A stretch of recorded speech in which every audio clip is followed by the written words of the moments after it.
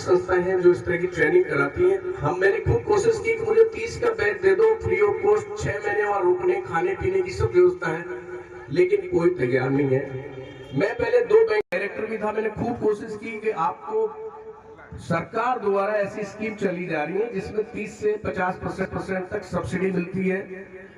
Interest rate differential के तहत 6 से 4% रेट पे आपको लोन मिलता है, लेकिन उसके लिए भी कोई तैयार नहीं। फिर आज हमें सोचना चाहिए कि हमारा समाज अगर कोई धंधे की युवा अगर धंधे की तरफ अग्रसर नहीं है, केवल फिजूल खर्ची, कल की जो घटनाएं देख के आप और मैंने देखी होगी कि हमारा जो यूथ है बाइक ट्रैक्टर और इनमें ऐसे उल्लास, पता नहीं कौन सी उपलब्धि प्राप्त करके वो बहुत जोर से जश्न मना रहा है। बहुत सारे एक्सीडेंट भी हुए, कईयों की जानें भी गई हैं। हमें अब यूथ के बैठ के हमें प्लान बनाना है। ये डेफिनेटली आप और हमारे पे निर्भर करते हैं कि हमारे बच्चे कैसे रहे। हम उनकी अच्छी तरह से लुक आफ्टर नहीं कर पाते हैं, लेकिन मुझे ये पता है कि हमारे बच्चों को सबको हम जयपुर अलवर भेज रखा है, वो वहां पढ़ता है क्या करता है ये हमें पता नहीं, और हमारी कैपेसिटी भी इतनी नहीं कि हम उनको डायरेक्ट लगातार उसका कुछ परीक्षण कर सके, उनको देख सके। तो ये बहुत बड़ा एक यूथ है जो हमारा दिग्भ्रमित है, उसको ये नहीं पता करना क्या है। और सरकारें चाहे कोई भी हो, युवाओं को लेकर बहुत सारी योजनाएं बनाती हैं, लेकिन हम योजनाओं का लाभ लें, इसके लिए ये मंच बहुत सारे समाज सुधार कर रहा है। जैसे इसकी बहुत बड़ी उपलब्धि नुक्ता प्रथा बंद कराना का रही है। बहुत सारे इन्होंने स्कीम्स बनाई है, जैसे हॉस्टल बनाने का इन्होंने मुहिम छोड़ी है, बहुत अच्छी बात है। मैं माननीय सांसद महोदय से भी रिक्वेस्ट करूंगा कि हमारे यहाँ पर, मैं पहले ट्राइबल एरिया डेवलपमेंट में रहा हुआ हूँ, तो बहुत सारे हॉस्टल जैसे मलाना में EMRS इस तरह से खुले हैं। थानागंज में बहुत सारी डिमांड है, तो हम भी चाहते हैं कि उस मिनिस्ट्री से एक हॉस्टल खुले, और साथ ही और भी ऐसी संस्थाएं, प्रशिक्षण संस्थाएं यहाँ हो।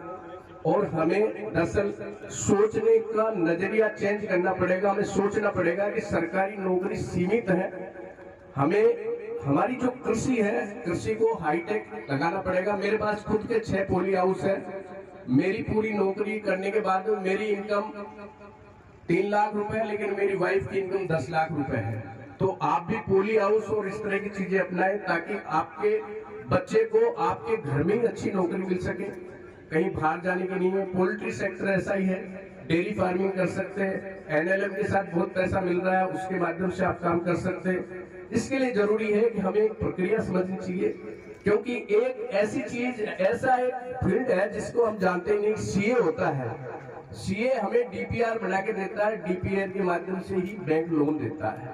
मैं सांसद महोदय को एक ही बात कहना चाहता हूँ कि हमेशा सरकारें ये कहती रहती है कि कृषि ऋण माफ करेंगे, कृषि ऋण माफ तो करते नहीं, KCC हम चुकाते नहीं, और सेटलमेंट के चक्कर में चले जाते हैं। 5 लाख का कर्जा हमारे को 1 लाख में सेटलमेंट कर देते हैं। उसका सबसे बड़ा दुर्भाग्य है कि हम बैंक से लोन नहीं लेने लायक हो जाते हैं। तो ये चीजें भी सरकारी स्तर पे हैं।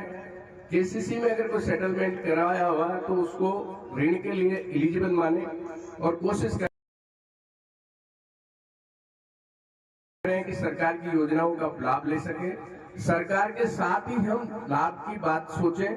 जब हम खुद मेहनत करके, खुद पैसा इकट्ठा करके जब चीजें करते हैं तो बहुत मुश्किल पड़ती है, क्योंकि आप और हमारे पास, सबके पास आय सीमित है। मैं आप सबसे गुजारिश करता हूं कि अपने बच्चों, अपने पड़ोसियों और उनको ध्यान रखें, ताकि वो कहीं कुरीति में नहीं जाए, ऐसी कोई बुरी संगत में नहीं जाए, कहीं दारू, कोई इस तरह की बुरी संगतियां न पड़े। ये आप सब मिलकर कोशिश करेंगे। मैं इसी के साथ मैं आप सभी का धन्यवाद ज्ञापित करता हूं। जय हिंद। बहुत बहुत धन्यवाद SR साहब।